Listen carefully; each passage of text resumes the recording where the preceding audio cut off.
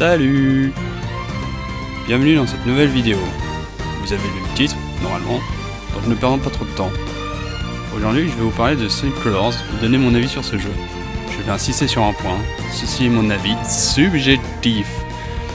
Est-il vraiment bon ou alors il est nul de chez nul? Eh bien c'est ce qu'on va essayer de déterminer ici, parce que les avis sont plutôt divergents concernant ce Sonic 3D là. Certains disent que c'est le meilleur Sonic 3D, d'autres disent qu'il est surcoté. Mais qu'en est-il réellement? Eh bien voyons ça. Partie 1. L'histoire. Alors l'histoire.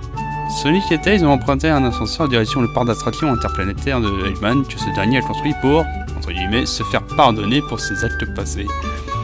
Là où Sonic décèle immédiatement un plan maléfique caché, Tails, quant à lui, est assez sceptique. Alors je t'aime bien, Tails, mais quand même, c'est clair que Eggman a un plan maléfique dans la caboche. Mais bref.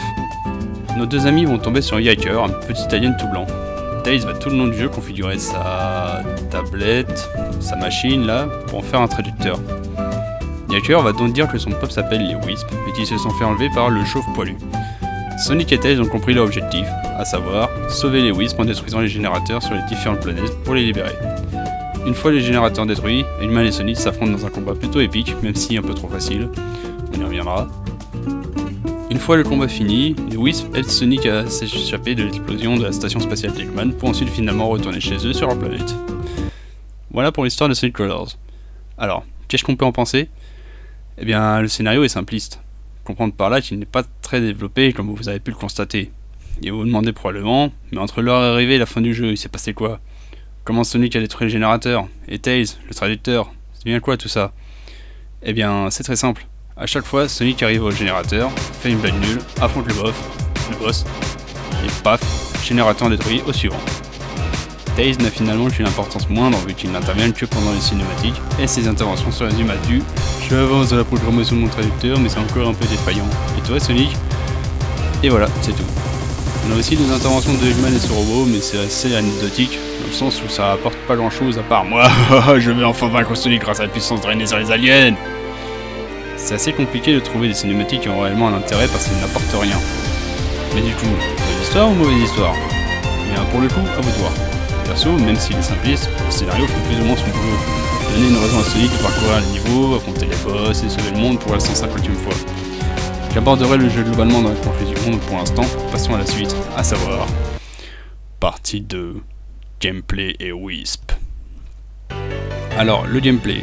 Dans ce jeu, le gameplay est orienté autour de la nouveauté de cet opus, à savoir les Wisps. Il en existe 8 différents. Le blanc donne du boost, le cyan transforme Sonic en boule électrique qui fonce en ligne droite, le bleu transforme les rings du bleu en cubes et vice versa, l'orange transforme Sonic en fusée, le jaune transforme Sonic en foreuse pour foncer dans la terre ou dans l'eau à toute vitesse, le vert transforme Sonic en truc vert volant type dash ring, le rose transforme Sonic en boule de pique rose type spin dash, et enfin le violet transforme Sonic en gros monstre violet qui détruit tout sur son passage. Avec tout ça, on peut se dire que c'est chouette, le gameplay se renouvelle tout le temps et donc le level design doit être génial. Comment dire? Pour commencer, il y a 6 niveaux par monde et 6 mondes différents, et là j'ai 2 points positifs très importants. L'ambiance des niveaux et les musiques. L'OST est vraiment magnifique, certaines musiques sont devenues mythiques, genre Planet Twist ou Tropical Resort. Et l'ambiance, comme dit, est vraiment top et diversifiée. Alors là, on se dit, c'est quoi le problème? Eh bien, on va parler level design. Je vais taper fort direct. Pour un Sonic 3D, il y a beaucoup trop de faces 2D. Non seulement elles sont trop nombreuses, mais en plus tu es obligé de t'arrêter toutes les 30 secondes pour faire une phase de plateforme qui est parfois correcte, mais souvent un peu relou. Petite précision, montage qui a son importance. Le jeu Sonic Colors est supposé être un jeu de la formule Boost. Et dans un jeu de la formule Boost, on veut aller vite, on veut booster. Pas s'arrêter toutes les 2 secondes pour une phase de plateforme à la con. Pourquoi avoir fait un jeu de la formule Boost alors que la formule Adventure aurait été beaucoup plus adaptée à Sonic Colors?